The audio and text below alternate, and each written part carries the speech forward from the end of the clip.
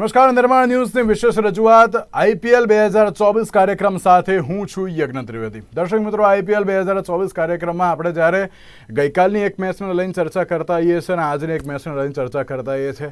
ગઈકાલની મેચની જો સૌથી પહેલાં ચલો આજની મેચની પહેલાં તો હું વાત કરું તો આજે Punjab Kings versus Gujarat Titans અમદાવાદના નરેન્દ્ર મોદી સ્ટેડિયમમાં જે આજે મેચ રમાવા જઈ રહી છે. પંજાબ કિંગ્સે ક્યાંક છેલ્લી હાર સ્વીકારી હતી અને બીજી બાજુ જોવા જઈએ તો ગુજરાત ટાઇટન્સે પણ જે છેલ્લી ક્યાંક જેમ કહેવાય કે જીત મેળવી હતી. પણ કેવી જીત હતી? એ સ્લો જીત હતી. એમ ના કહેવાય કે એના 15 ઓવરમાં બધું આમ પેલા કહેવાય ને રન પૂરા કરીને ક્યાંક જતા રહ્યા હતા એમ, પણ ક્યાંક બહુ સ્લો જીત હાંસલ કરી હતી.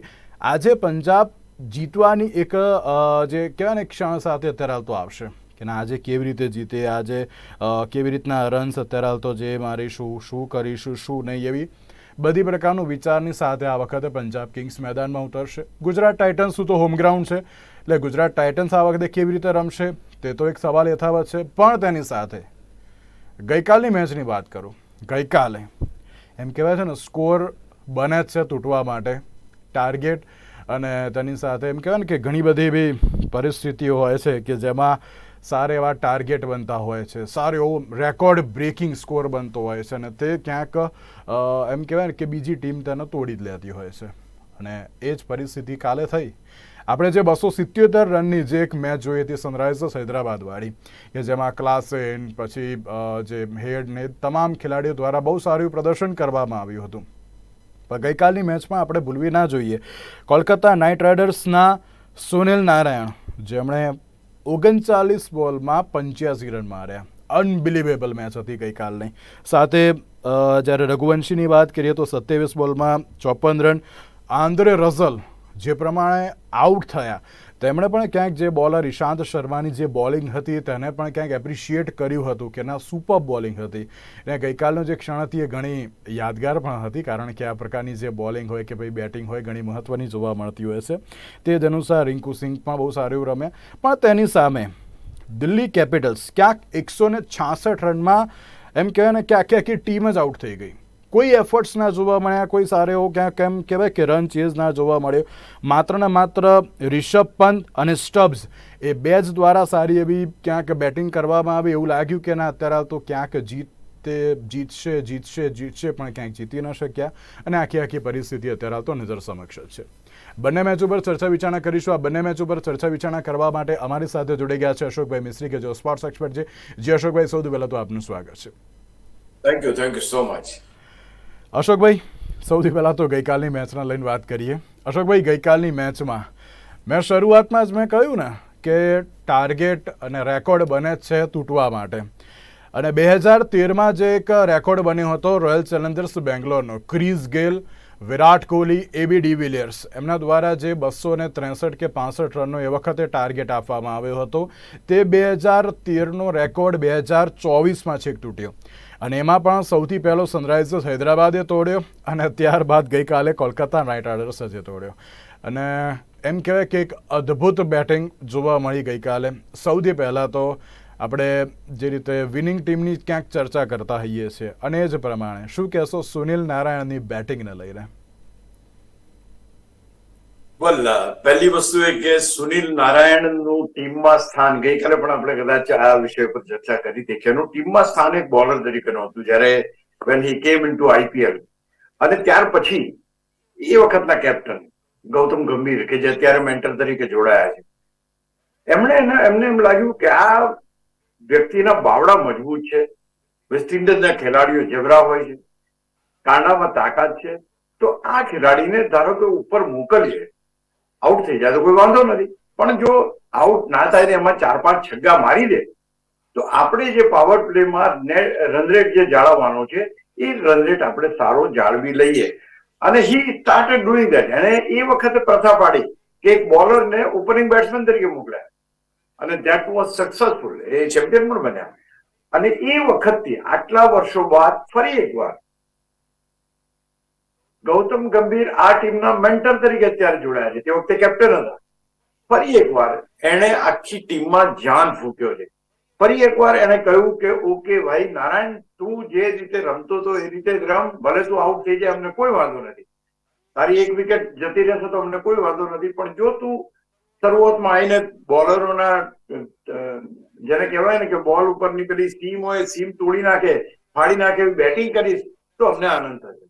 ગઈકાલે એની જે બેટિંગ હતી એ કોઈ પણ જાતનો, એને એક બહુ બીજી મહત્વની વાત જોઈ તમે, સુનિલ નારાયણના ચહેરા ઉપર કોઈ પણ હાવભાવ ફરે નહીં. એ છગ્ગો મારે, ચોગ્ગો મારે, કોઈને પણ ફટકારે, જેને પણ એ કરો, એના ફેસ ઉપર કોઈ નહીં હાસ્ય નહીં કે નહીં ખુશી કે નહીં કશું જ નહીં. એને એક મશીનની જેમ એને જોબ કરવા માટે મોકલ્યો હતો. તારે જઈને ત્યાં આગળ બોલરો ધોઈ નાખવાના છે. એને ધોઈ નાખ્યા અને જબરદસ્ત પ્રદર્શન કરીને જેમ કહ્યું કે 39 ડિલિવરીઝમાં 85 રન અને that two 7 sixes and 7 boundaries. ગાંડા થઈ ગયા બોલર્સ કે ક્યાં બોલિંગ કરવી એમ.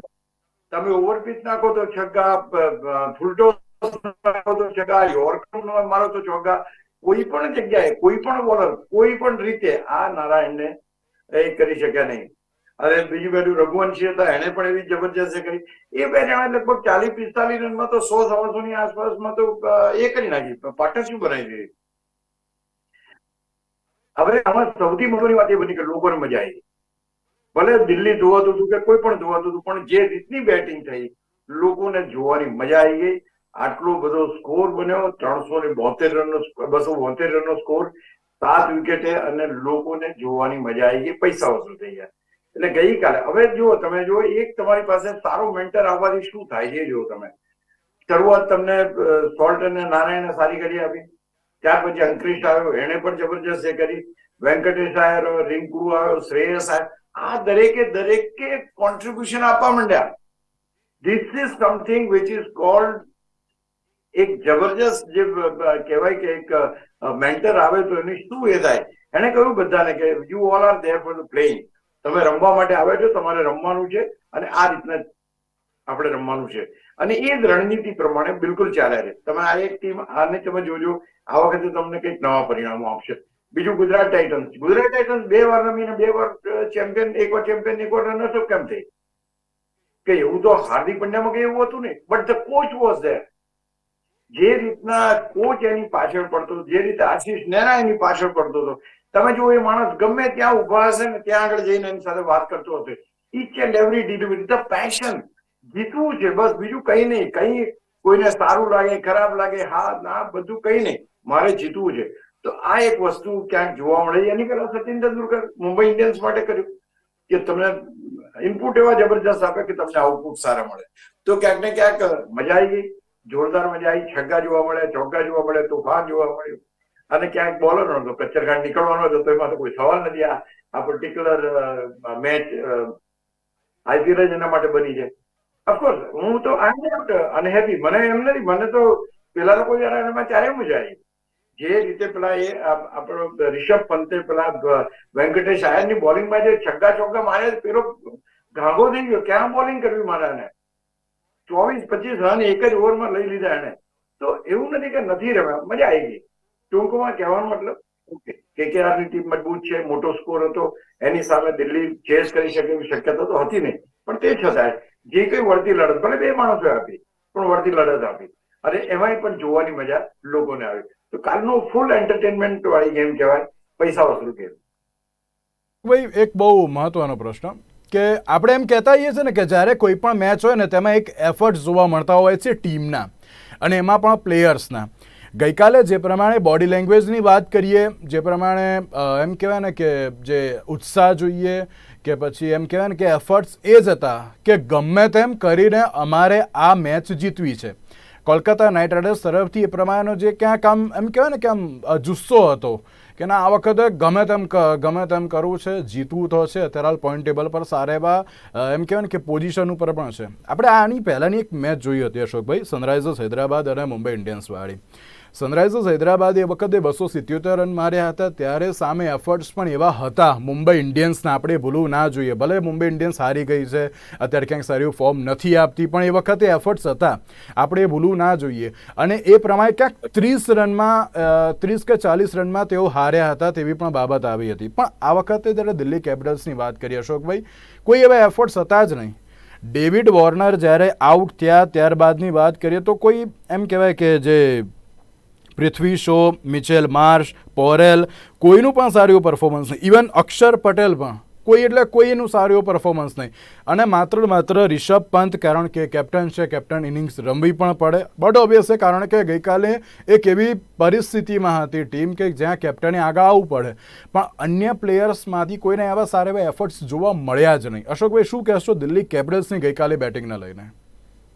તમારે એક વસ્તુનું બહુ જ મોટું અહીંયા ધ્યાન રાખવું પડે કે તમારી સામે સૌથી મોંઘામાં મોંઘો ખેલાડી મિચેલ સ્ટાર્ક બોલિંગ કરી રહ્યો.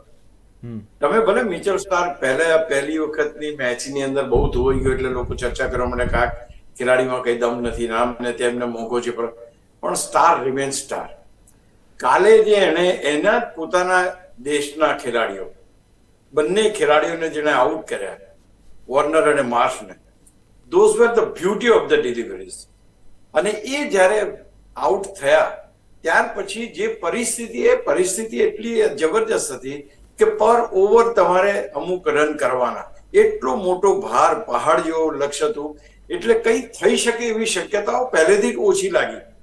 અહીંયા અગેન મારે કહેવાનું મન થાય છે કે મેન્ટર તમારો કેટલો મહત્વનો છે. સૌરવ ગાંગુલી અને Ricky Ponting, I do not means, ભલે આપણે જાણીએ છીએ મહાન ક્રિકેટર છે, મહાન નોલેજેબલ પીપલ છે, બટ ટીમની સાથેનું એમનું ઇન્વોલ્વમેન્ટ લગભગ ઝીરો લાગ્યું મને. જે રીતે સચિન તેંડુલકર ઇન્વોલ્વ થાય છે, જે રીતે અહીંયા આગળ ગુજરાત ટાઇટન્સના જે રીતે કોચ છે એ નહેરા ઇન્વોલ્વ થાય છે, એ પ્રકાર જે રીતે ગઈકાલે ગૌતમ ગંભીર થયા, it was absolutely zero from them. તમારે ટીમને સપોર્ટ કરવાનો છે, તમે ત્યાં આગળ છો, ટીમનો મોરલ બૂસ્ટ કરવાનો છે. તમારું કામ, ભલે તમે મોટા ખેલાડીઓ કે નાના ખેલાડીઓ, અહીંયા તમારો રોલ અલગ છે. અહીંયા તમારો રોલ છે કે તમે ટીમને એનહેન્સ કરવાના પરફોર્મન્સને, એ કરવાનું છે.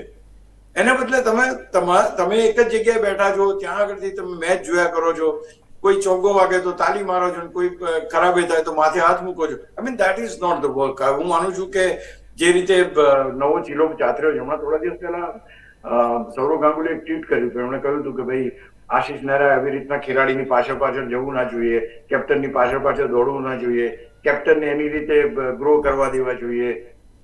સાહેબ, આ બધી વાતો એ માત્ર ને માત્ર બે દેશો વચ્ચેની જયારે સિરીઝ ચાલતી હોય ત્યારે લાગુ પડે છે. આ કોમ્પિટિટિવ ક્રિકેટ છે, ફ્રેન્ચાઇઝી ક્રિકેટ છે. ફ્રેન્ચાઇઝી ક્રિકેટમાં પરિણામ જોઈએ છે. આ અહીંયા કરોડો રૂપિયા કઈ કેપ્ટનને ફ્રી હેન્ડ આપવા માટે નથી આપતા લોકો. They are giving for certain purpose. જીતવું છે, આ રીતના એક્શન. કેમ તમારે રોહિત શર્માને બાજુમાં મૂકવો પડ્યો? તમારે મેનેજમેન્ટે વિચાર્યું કે નથી રિઝલ્ટ આપતો, 3 વર્ષથી નથી જીતાડી શકતો, તો વી વોન્ટ સમબડી ન્યુ. તો આ જે પર્ટિક્યુલર વસ્તુ છે એ જોઈએ તમારે. તમે એ જે ખેલાડી આશિષ નહેરા જે કરી રહ્યો છે, according to him it is the most important thing which is doing, that he is 100%. આખી મેચમાં ક્યારે એને તમે બેઠેલો નહીં જુઓ. એ પેશન હોવી જોઈએ, એ જીતાડવા માટેની તમારી તમન્ના હોય.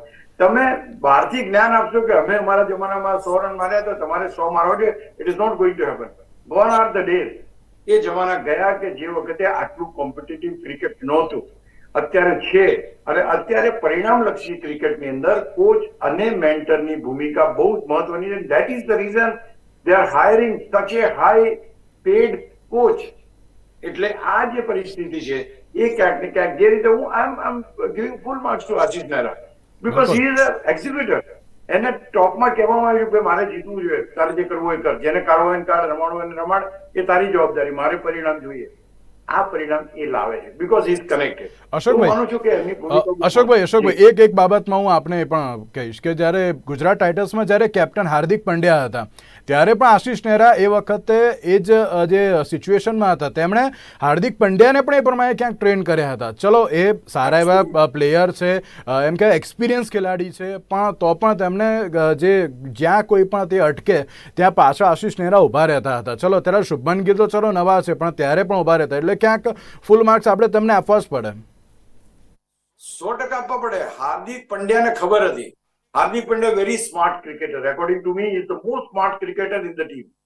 એટલો સ્માર્ટ ક્રિકેટર છે, એને ખબર હતી કે ટ્રોફી મારે જ ઉચકવાની છે. એને ખબર હતી કે જો હું આશીષ નેહરાની વાત માની લઈશ અને એ પ્રમાણે એક્ઝિક્યુટ કરીશ તો ટ્રોફી મારે જ ઉંચકવાની છે. તો એને 100% અમલમાં મૂક્યું સાહેબ. એ જે કે એ જે ત્યાં તરત કોચ તરત પહોંચી જાય, એ કે આમ ચેન્જ કર, એ ચેન્જ થાય, આ ફિલ્ડર અહીંથી લઈ લે, થર્ડ મેનમાંથી ઉઠાવીને અને મિડ વિકેટમાં નાખ, એ રીતે કર્યું. તો that is what is required કે તમે એક્ઝિક્યુટર છો સાહેબ. તમારી કંપની મને મારી કંપની કહે છે કે મારે આટલું કામ કરવું, I am suppose to do it, reason ગમે તે હોય. તો એ વસ્તુ અગત્યની છે કે મારે પરિણામ જોઈએ, કે મારે આટલું કામ રોજ કરવાનું છે. તો હું માનું છું કે what you say is absolutely correct. That is why આ જયારે બે મેચો જીત્યા ત્યારે વચ્ચે મેં ચાલ્યા હતા કે હાર્દિક પંડ્યાને એમ હતું કે પોતાની રીતે જીતે છે પણ અમે પાછળ છીએ એમ. તો કહેવાનું તાત્પર્ય છે કે યસ, પડદા પાછળના કસબીઓ બહુ જ અનુભવી છે, બહુ જ દુનિયા એમણે જોઈ છે. એમની એક એક વાતને જો તમે અમલમાં મૂકશો તો એનો સીધો ફાયદો તમને થશે. એ તો ફરી નથી રમવાના, they are not going to play again. પણ એના અનુભવનો નિચોડ તમને મળે છે, એ તમારે લઈને તમારી કેરિયર બનાવવાની. So that is what exactly Hardik Pandya has done. અને એટલા માટે હાર્દિક પંડ્યા અત્યારે આટલો ટોચનો ખેલાડી છે, અથવા તો હાઈલી પેડ ખેલાડી છે, બીકોઝ ઓફ ધેટ કે 2 વાર રમ્યો હોય, એમાં 1 વાર ચેમ્પિયન ને 1 વાર રનર. આવી કઈ ટીમ જીતી છે? કોઈ ટીમ નથી જીતી. આપણે ગઈકાલે દિલ્હીની ટીમને લઈને તો ચર્ચા વિચારણા કરી, પણ તેની સાથે જ્યારે આજની વાત કરવામાં આવે તો આજે ગુજરાત ટાઇટન્સ અને પંજાબ કિંગ્સની જે મેચ છે, ગુજરાત ટાઇટન્સની તો વાત કરીએ આપણે કે આશીષ નેહરા અત્યારે તો સારો એવો ક્યાંક સપોર્ટ આપી રહ્યા છે, પણ ગુજરાત ટાઇટન્સમાં હજુ પણ કંઈક વસ્તુ ખૂટે છે. ચલો જીતે તો છે, ના નહીં, પણ ક્યાંક હજુ પણ કોઈક વસ્તુ ખૂટે છે કે જ્યાં એમ કહેવાય ને કે જે પ્રમાણેની જીત મેળવવાની હોય પરંતુ એ જીત મેળવી શકતા નથી. તેના લઈને શું કહેશો? એક વસ્તુ મેં આ વખતે જોઈ અને એ કદાચ મેનેજમેન્ટ એવું વિચાર્યું હોય, they don't want to take a chance. આ પહેલી વાર મેં જોયું કે ગુજરાત ટાઇટન્સની રણનીતિ ડિફેન્સિવ થઈ ગઈ. Why I am saying this કે ગયા વખતની મેચ લો તમે, એકદમ ઓછું ટાર્ગેટ હતું છતાં પણ એ મેચને સ્ટ્રેચ કરીને 19.1 ઓવર સુધી લઈ ગયા. એ કોઈને ગમ્યું નથી. કોઈ મીન્સ ક્રિકેટના જાણકારોને નથી ગમ્યું, કે ચાણક્યને પણ નથી ગમ્યું, જે કોઈ ક્રિકેટની સાથે. પણ હા, એવું હોય કે ભાઈ ચલો 20 ઓવર સુધી મેચ ચલાવવાની છે, ડ્રેગ કરી જાઓ તમે, છેલ્લે આપણે જીતીશું. આ પ્રકારનો એટીટ્યુડ જોવા મળ્યો. આ એટીટ્યુડ સારો નથી for any team to take the team to this level. તમારા નેટ રન રેટની ઉપર પણ આની સીધી અસર પડે છે. તમે જો આ ટાર્ગેટ 15 ઓવરમાં ચેસ કરી શકતા હો તો તમારે 20 ઓવર સુધી રાહ જોવાની જરૂર નહોતી. તો એ જ્યાં ક્યાંક નેટ રન રેટમાં, હવે આમાં થાય છે શું, અત્યારે તો બધી ટીમો આપણને એમ લાગે છે કે આ ટીમ સારી નથી, આ ટીમ સારી છે, પણ જેવો સેકન્ડ રાઉન્ડ શરૂ થશે તે વખતે દરેક ખેલાડીઓ, ટીમો પોતપોતાની રણનીતિ, પોતાના ખેલાડીઓ સાથે જબરજસ્ત આક્રમણ કરશે. અને એ વખતે બની શકે કે 4 ટીમોના પોઈન્ટ સરખા હોય. એ 4 ટીમોના પોઈન્ટ સરખા હોય તો તમને માત્ર ને માત્ર એક વસ્તુ બચાવશે, એ તમારો નેટ રન રેટ. તમે કેટલા મોટા માર્જિનથી પ્રતિસ્પર્ધી ઉપર જીત મેળવી છે એ અગત્યનું છે. તો આ વસ્તુ હું માનું છું કે ગુજરાત ટાઇટન્સ જલ્દીથી, મીન્સ કે જાણતા જ હશે, એવી કોઈ વાત નથી કે ના જાણતા હોય, પણ અહીંયા આગળ મારું કહેવાનું તાત્પર્ય છે, અહીંયા 2 નુકસાન થાય છે. પહેલું નુકસાન ટીમને થાય છે નેટ રન રેટનું, બીજું નુકસાન લોકોને થાય. લોકોને એમ થાય કે આવી નીરસ મેચ શા માટે આવી મેચ રમે છે લોકો. તો જે વસ્તુમાં તમે ચોગ્ગો ફટકારી શકતા હોય એને બી તમે ડિફેન્સિવ રમો તો કોઈ લોજિક બેસતું નથી. ખેર, એટલે આ એક રણનીતિ થોડીક હું માનું છું કે પ્રેક્ષકોનું પણ ધ્યાન રાખવું જોઈએ. એમને એટેકિંગ ક્રિકેટ જોવા માટે પ્રેક્ષકો આવે છે. ગુજરાત ટાઇટન્સ જેવી એક વખતની ચેમ્પિયન, એક વખતની રનર્સઅપ ટીમ 161 રન કરવા માટે ઠેક સુધી 19 ઓવર 20 ઓવર સુધી જાય, એની પ્રેસ્ટીજને સેટ નથી થતું મારી દ્રષ્ટિએ. તો આઈ થિંક આ વસ્તુનું પણ ધ્યાન રાખવામાં આવે એવી આપણે અપેક્ષા રાખીએ. કિંગ્સની વાત કરીએ, પંજાબ કિંગ્સ પણ અત્યાર સુધી ક્યાંક સારું એવું પરફોર્મન્સ અત્યાર સુધી આપતું આવ્યું છે, આપણે ના કહી શકાય. પણ પંજાબ કિંગ્સ પણ એમ કહેવાય ને કે પહેલાં બહુ જ બધું આપી દે છે અને પછી ક્યાંક સારું એવું રિઝલ્ટ મેળવી શકતા નથી, એવી પણ ક્યાંક સિચ્યુએશન થતી હોય છે. તો પંજાબ કિંગ્સમાં ક્યાંક બેટિંગ તો ચલો ક્યાંક તેઓ કરી જ લેતા હોય છે થોડી ઘણી, પણ ક્યાંક બોલિંગ અત્યારે તો જે સારી એવી જોવા મળતી નથી. બેટિંગમાં પણ ઘણી બધી એમ કહેવાય કે મિડલ ઓર્ડરની વાત કરીએ કે પછી ઓપનરની વાત કરીએ, ક્યાંક સારું એવું પરફોર્મન્સ નથી આપી શકતા. તેના લઈને પણ શું કહેશો? નહીં, સૌથી મહત્વની વાત છે બેટિંગ નથી સારી થતી. યજ્ઞ એક વસ્તુ ચોક્કસ છે કે they are not batting to their potential. એમના સ્કોર બનતા નથી. એમની પણ જે રણનીતિ છે, રણનીતિ જેને કહેવાય ને કે એક હેવાય કઈ દિશામાં જઈ રહી છે ખબર નથી પડતી. કારણ કે તમારી પાસે શિખર ધવન છે, બેક્સ્ટ્રો છે, પ્રભ સિમરન છે, જીતેશ શર્મા છે, લિવિંગસ્ટોન છે, પછી સેમ કરન છે. આ બધા ખેલાડીઓ છે, પણ ક્યાંક એક સૂત્રતામાં બાંધીને જો ગઈકાલે જે રીતે KKR જીત્યું, તમે જો દરેક ખેલાડીની સામે સ્કોર છે. આ વસ્તુ હોવી જરૂરી છે. તમે જો એમ કહો કે ઓપનિંગ બેટ્સમેન છે અમારો કેપ્ટન, એ રમે રાખશે, એ પછી 90 રન સુધી રમ્યા કરે, 15 ઓવર કાઢી નાખે અને પછી પાછળ કશું થાય નહીં, તો એ ક્રિકેટ ના કહેવાય. તમારી પાસે પ્લાનિંગ તો હોવું જોઈએ. તમારી પાસે પ્લાનિંગ ના હોય તો તમે હવે આજે ધારો કે ગુજરાતની ટીમમાં જબરજસ્ત બોલર છે, એ વખતે કોણ રમશે? એ બહુ વખતે. અને બીજું, તમે પંજાબની વાત કરી, પંજાબ પાસે બોલરો બહુ સારા છે. તો કારણ કે એની અંદર હર્ષદીપ સિંહ છે, પછી તમારી પાસે કગીસો રબાડા છે, કે જે કગીસો રબાડાને ગિલ ઘણી બધી વખત મૂંઝવી ગયો છે, આઉટ કરી ચુક્યો છે. રાહુલ ચહર છે, કે જે મુંબઈનો સ્પિનર હતો, તમને ખ્યાલ હોય તો. હર્ષલ પટેલ છે, કે જે એક જમાનામાં IPL નો સ્ટાર હતો, બેંગ્લોરની ટીમમાંથી રમતો હતો. તો there are very good players, very good bowlers. પણ મૂળ ખાટલે મોટી ખોડ એ છે કે બેટર્સ નથી એમની પાસે સારા. બેટર્સ એક કે બે બેટર્સ થી સિવાય. પહેલી મેચમાં સેમ કરન અને લિવિંગસ્ટોન રમી ગયા, તમે એક મેચ જીતી ગયા. બીજી મેચમાં કોઈ ના રમ્યું તો શિખર ધવન રમી ગયા, ભલે મેચ હારી ગયા. કહેવાનું તાત્પર્ય છે કે તમારા 5 ટોચના બેટર્સ જ્યાં સુધી 80% રન સ્કોર ન કરે ત્યાં સુધી કોઈ ટીમ જીતી શકે નહીં. તમે 200 નો આંકડો ચાલીનો જો ચાલતા હો તો પહેલા 4 ખેલાડીઓ જે છે એ તમને 80% રન્સ કરીને આપવા જોઈએ. તો બાકીના ખેલાડીઓ 20% જે રન કરવાના છે એ 20% રન 5% બોલમાં કરી આપે. So this is called A cricket. તો એ ક્યાંક નથી થતું. અને અહીંયા આગળ જો કોઈને બીજું not very good, Gujarat Titans is also not very good. Let me tell you very frankly, કોઈ એવા ધમાકેદાર પરફોર્મન્સ જોવા નથી મળ્યા આપણને. શુભમન ગિલ છે હજુ સુધી not in a very right stage. તમે હજુ બી સાહાની ઉપર બેટિંગ ઉપર આધાર રાખો છો. સાઈ સુદર્શન છે એ કન્સિસ્ટન્ટ છે, ઓકે, એને બાકી તમે ઉમર જાય પછી ડેવિડ મિલર નથી ચાલતો તમારી પાસે. શાહરૂખ ખાનની સામે વિજય શંકર છેલ્લી 5-4 મેચોની અંદર 5-6 રન બનાવ્યા છે. તો ઇટ્સ નોટ વેરી ગુડ. એમાં પણ 2 ખેલાડીઓ છે કે જે જબરજસ્ત રમી શકે હોય. તો હું માનું છું કે બંને ટીમો બેટિંગમાં લગભગ સરખી ગણું છું. જી, આમ જોવા જઈએ તો ક્યાંક બોલિંગમાં કોનું પલડું ભારી આમ કહી શકાય અશોકભાઈ? કારણ કે જો જોવા જઈએ તો આ બાજુ ઘણા બધા છે, નૂર અહેમદ છે, રાશિદ ખાન છે, ઉમેશ યાદવ છે, એટલે ક્યાંક સારી એવી સિચ્યુએશન આવી પણ શકે છે. એક મહત્વની બાબત એ પણ કે સામે જો જોવા જઈએ તો હર્ષદીપ સિંહ કે જ્યારે આવે છે ત્યારે વિકેટ લઈને જતા હોય છે, અને બીજી બાજુ કગીસો રબાડા, રાહુલ ચહર. આમ બોલિંગ લાઇનઅપમાં જોવા જઈએ તો કોનું અત્યારે હાલ તો સારા એવું પરફોર્મન્સ અત્યાર સુધી કહી શકાય? તમે જો ગુજરાત ટાઇટન્સમાંથી માત્ર એક વ્યક્તિને વાત કરો, તમે રાશિદ ખાનને, તો હું માનું છું કે પંજાબનો જે બોલિંગ પાવર છે મારી દ્રષ્ટિએ વધારે સારો છે. That is number 1. ત્યાર પછી જો તમે if you are looking at Gujarat Titans, તો ગુજરાત ટાઇટન્સે કોઈ પણ સંજોગમાં રાશિદ ખાન ઉપર આધાર રાખવો જ પડે છે. ભલે પેલા ભગવાનને ભજનારા એક જબરજસ્ત ખેલાડી છે, આપણે વિકેટ ટેકિંગ મોહિત શર્મા, કે ઓલવેઝ ઉપર જુએ ને એને વિકેટ મળી જાય. તો એક ખેલાડી છે કે he is very consistent, very good bowler.